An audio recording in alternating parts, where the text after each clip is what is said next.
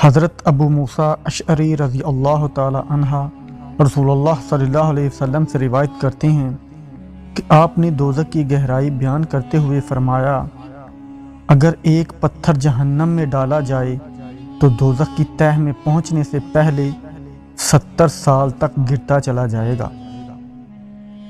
اور حضرت ابو ہریرہ رضی اللہ تعالیٰ عنہ کا بیان ہے کہ ہم رسول اللہ صلی اللہ علیہ وسلم کی خدمت بابرکت میں بیٹھے ہوئے تھے کہ ہم نے کسی چیز کے گرنے کی آواز سنی۔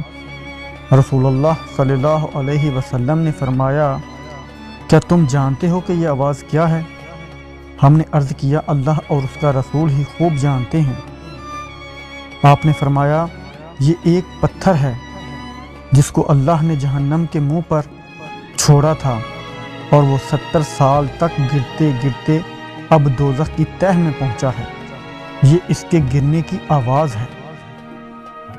رسول اللہ صلی اللہ علیہ وسلم نے فرمایا ہے کہ دوزخ کو 4 دیواریں گھیرے ہوئے ہیں، جن میں ہر دیوار کا عرض 40 سال چلنے کی مسافت رکھتا ہے، یعنی دوزخ کی دیواریں اتنی موٹی ہیں کہ صرف ایک دیوار کی چوڑائی طے کرنے کے لیے 40 سال خرچ ہوں۔